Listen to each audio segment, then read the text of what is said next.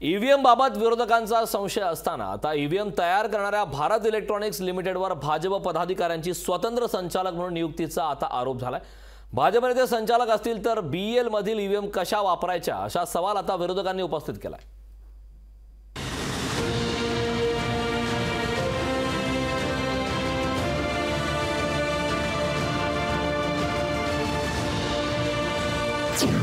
EVM बनवणाऱ्या BEL कंपनीवर भाजपचे स्वतंत्र संचालक,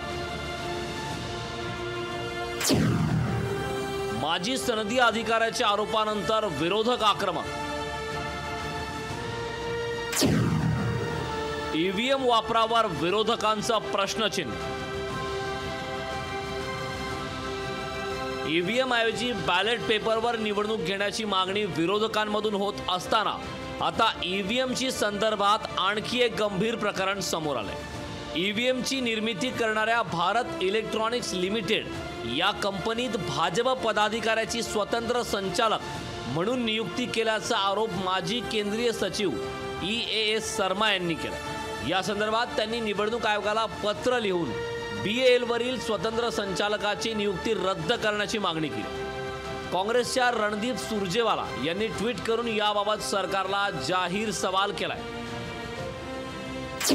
ज्या भारत इलेक्ट्रॉनिक्स लिमिटेड कंपनीत ईव्हीएम तयार केला जातात त्या कंपनीवर भाजप पदाधिकारी स्वतंत्र संचालक नेमले जात असतील तर ईव्हीएम सुरक्षित आहेत का? अशा परिस्थितीत निवडणूक निष्पक्षपातीपणे होतील का? निवडणुकांचं पावित्र्य अबाधित राहील का? निवडणूक आयोग गप्प का? आवाज उठवा, लोकशाही वाचवा असं आवाहन सुरजेवालांनी केलंय। या प्रकरणी ठाकरे गटाचे खासदार संजय राऊत यांनीही सरकारवर आरोप केले। बीईएलच्या संचालकपदी जिथे ईव्हीएम बनवले जातं भारतीय जनता पक्षाचे पदाधिकारी असलेले 4 संचालक प्रथमच नेमण्यात आले आणि त्यातले बहुसंख्य पदाधिकारी हे गुजरातचे आहेत। त्यातले एक राजकोटचे श्रीमान मनसुखभाई आहेत। हा मनसुखभाई पॅटर्न आता ईव्हीएम मध्ये राबवला जातो आहे। ईव्हीएमच्या जोरावर भाजप निवडणुका जिंकत असल्याचा आरोपही संजय राऊतांनी केला। या देशामध्ये भारतीय जनता पक्ष निवडणुकीच्या मार्गाने, सरळ लोकशाहीच्या मार्गाने कोणती निवडणूक जिंकू शकणार नाही, जिंकू शकत नाही। ईव्हीएम हटी बीजेपी गई, ईव्हीएम है तो मोदी है। विरोधकांच्या आरोपावर भाजपच्या नितेश राणेंनी पलटवार केला। शिवाय स्वतंत्र संचालकांच्या नियुक्तीवरही विरोधकांच्या आरोपांचा समाचार घेतला। उद्धव ठाकरेच्या नशिबात 18 खासदार हे फक्त मोदी साहेबांमुळेच निवडून आले आणि ते 14 आणि 19ला आपल्याला पाहायला मिळालं।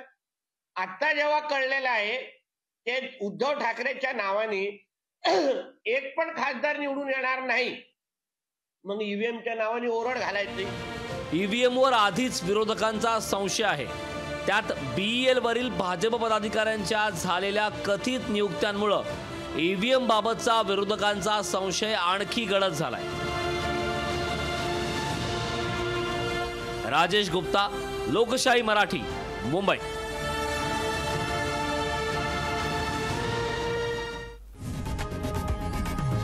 लोकशाही मराठी ऐका, पहा, जागरूक रहा।